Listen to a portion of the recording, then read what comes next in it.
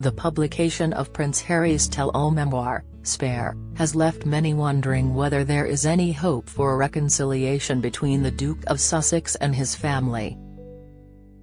Following the countless revelations, it has been questioned whether the prince's unflinching honesty and insight into life behind palace walls will have a lasting impact on the British monarchy.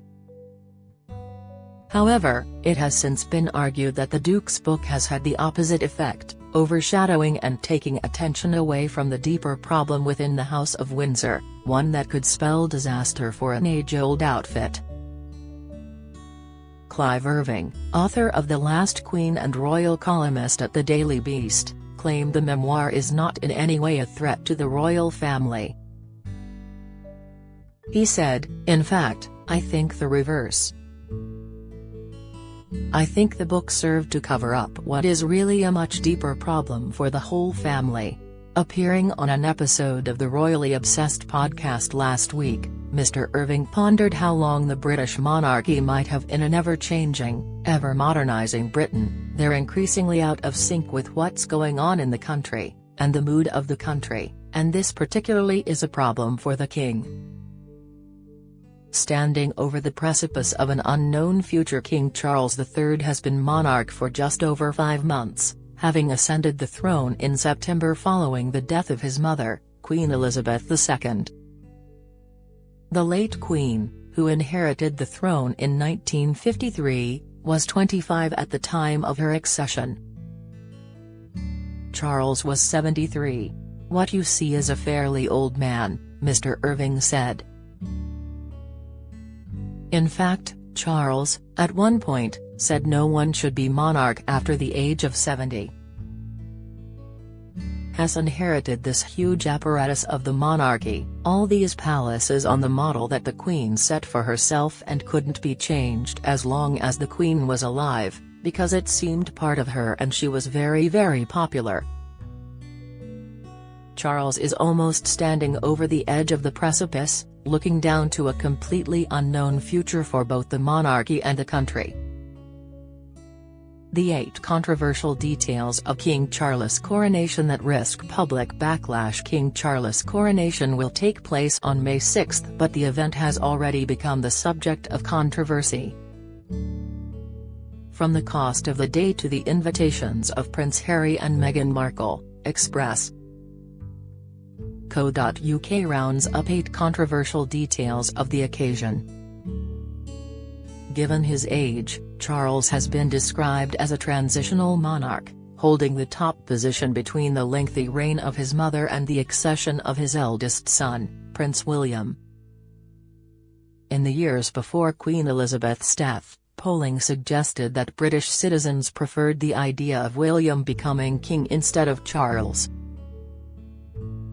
A YouGov poll laid in May found that the former Duke of Cambridge was the favourite to succeed the Queen.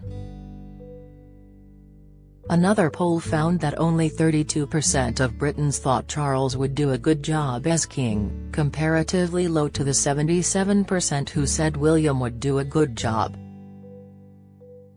The king's biographer has urged people not to underestimate him and the impact he may have.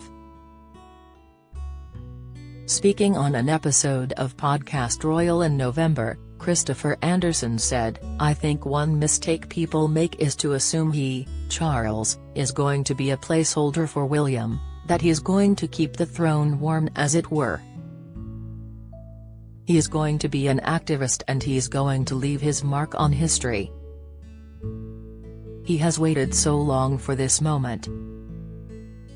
Edward VII waited 59 years, but Charles has waited 70 years.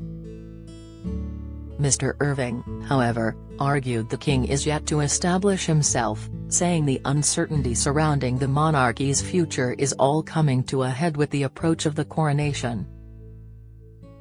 He added, "I don't think Charles knows what he's doing." Medieval hangover. The coronation of King Charles is set to take place on May 6 at Westminster Abbey. Though many of its components will mirror the crowning ceremony of Queen Elizabeth, significant changes have been made to reflect an evolved society. Dr. Bob Morris, a constitutional expert, told Express. Co.uk, "It's simply a reflection of the sort of country we have become. We have changed a lot over the last 70 years, and I think Charles accepts that must be reflected in the nature of the coronation." Similarly, Mr. Irving said Britain is different in every possible way today compared to 1953 when the Queen's coronation took place. She was very young, age 25, and she was very much the apprentice, inexperienced. "The ceremony was medieval," he said. He continued, "It's true that a third of people believed a sovereign was appointed by God in 1953, and it was an institution presented on television for the first time through the coronation. It was essentially a medieval hangover, and it reflected the times of a country that no longer exists." Charles's coronation, which is set to be a smaller and shorter affair, and will come as Britain tackles a cost of living crisis. For Mr. Irving, the danger is, the coronation will seem like a banquet being performed, while thousands are suffering after a severe winter and amid very high inflation.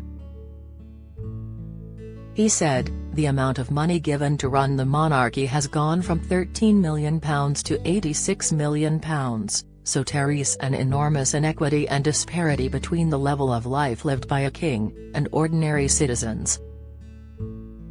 The author went on to note the increasing use of food banks, which last year saw demand surge yet donations fall. His comments came shortly after Kate, Princess of Wales, and Prince William paid a visit to a Windsor food share late last month, garnering criticism from some who deemed the trip insensitive. Plutocratic bubble. The Prince and Princess of Wales visited the food bank to learn more about its work and help volunteers sort food donations and packages for clients to collect later. Both Kate and William were seen handling some of the food items and talking to volunteers. Following the royal visit, the food bank tweeted, "We had the pleasure of the company of the Prince and Princess of Wales today.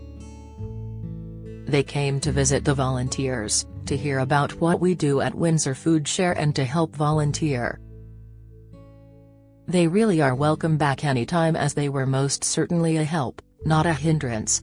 Yet, the couple was accused of being part of a publicity stunt, with social media calling out the royals for using the food bank for a photo op, including one Twitter user who said, "How do they not realize how offensive and insensitive this is?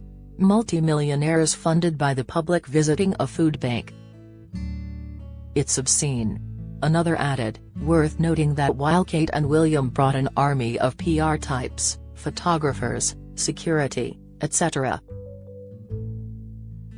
to the Windsor Food Bank, they didn't actually bring any actual food." Graham Smith, the CEO of the anti-monarchy group Republic, told The National, "These visits are little more than PR for the royals. They're aware of how bad their extravagant lifestyles look during a cost of living crisis. Now they want us to believe they're rolling up their sleeves for food bank charities." A brief trip round the corner from one of their palatial homes smacks of cynicism, not genuine concern. Mr. Irving, too, described behavior which he suggested leaves a foul taste in the mouths of normal people. He said King Charles' lifestyle is plutocratic, comparing it to that of the late Queen, who never seemed to be a plutocrat despite her riches. He explained, "She didn't live like a plutocrat. Whereas, Charles lives inside this plutocratic bubble in a big country house, with an extravagant lifestyle and very petulant behavior about all the things that he needs every day, from the toothbrush in the morning to the bath at night."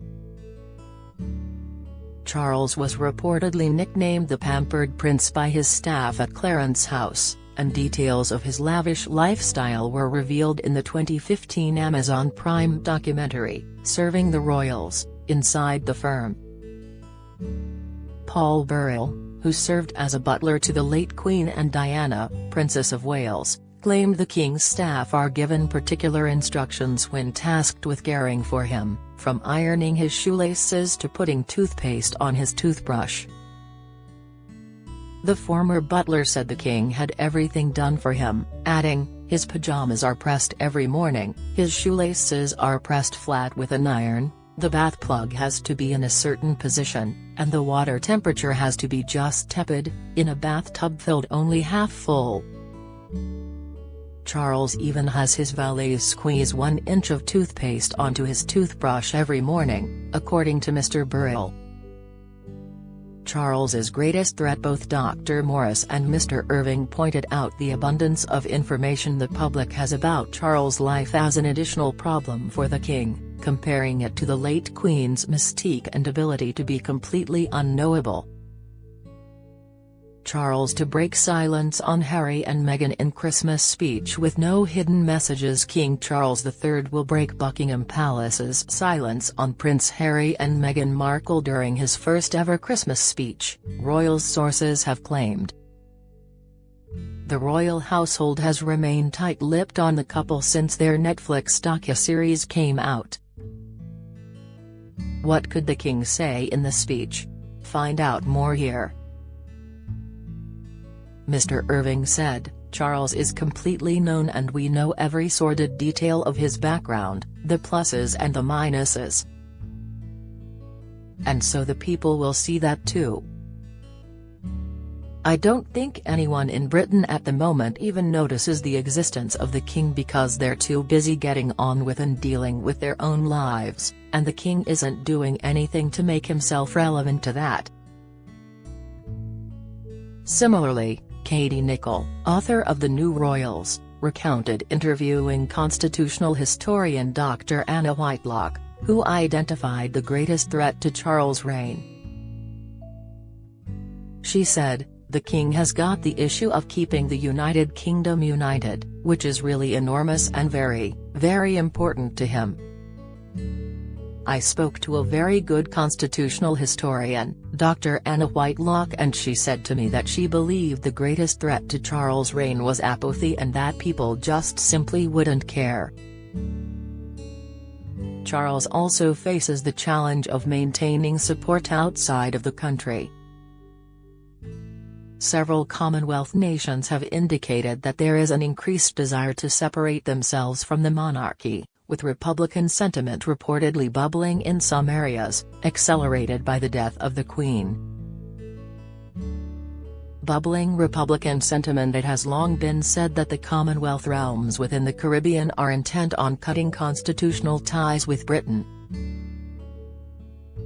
Now, reports suggest that Australia may also be re-examining its royal affiliation. Charles's portrait will not feature on the new Australian $5 banknote, as the late Queen's currently does. Instead, the new bill will honour the country's indigenous culture and history. The King's face will still appear on coins. Dr. Morris said, Republican sentiment, is alive and well in a lot of places. There was a failed referendum in Australia in 1999 and I imagine the Australians will have another go at that. And indeed, I think the present government has said it, although it is not on the front burner as it were, is something that would naturally come forward when the Queen died. Cindy McCreary, a historian specialising in the royal family at Sydney University, recently told Express.co.uk that, amid the fallout surrounding the Duke of Sussex's book Revelations, Australians are turning their backs on the monarchy.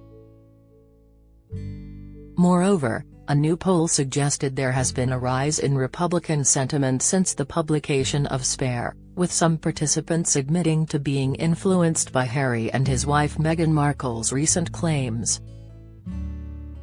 The survey, conducted by Resolve Strategic for the Sydney Morning Herald, found over 1/5, 21%, said the claims had had an impact on their view. with 14% saying they were now more likely to support a republic.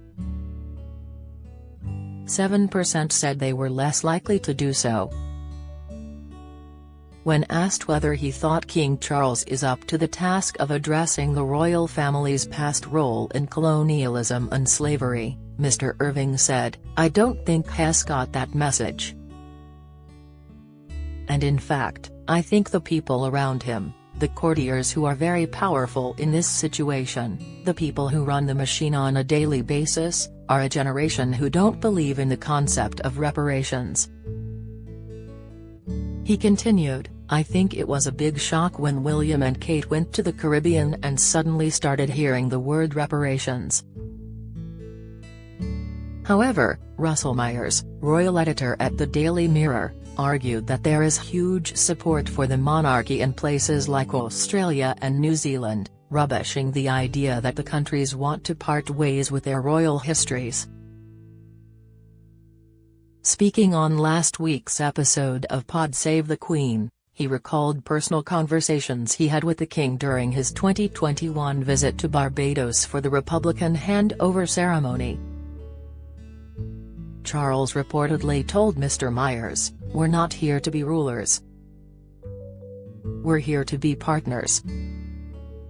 Mr. Myers continued, "I think that's a really important point moving forward because the King does not want to stand in any of those countries' way if they want to choose their own destiny. And that is going to shape, I imagine, a large part of his reign because will it be a domino effect? Once one goes will the others go? Although, he went on to acknowledge that we are in a different world now the Queen is no longer with us, saying, it's Charles' reign. Does he represent the same values as the late Queen did for such an incredible legacy that she carved out and left behind? It will be very difficult to have that argument." Queen Elizabeth died at the age of 96 after a 70-year reign, and with her death came the end of an era, and as Mr. Irving explained, the Queen was a second part of an age. The first age began with Winston Churchill. It could be called the age of heroic survival through the Second World War, and Churchill more or less wrote the script for that afterwards, so as long as he was alive, he was the symbol of that spirit. When Churchill died, there was enormous outpouring, and the Queen inherited the mantle of that age. She continued it in all the ways that she related to her people. She was really a reflection of that period of her destiny. That period may have come to an end with her death. There were very few people left who had a memorable experience of the early Churchill era, Mr. Irving said. And so, history very seldom ends neatly with like a bookend. But I think the Queen's death was a book and it closed an age, leaving Charles, the inheritor, with a huge problem.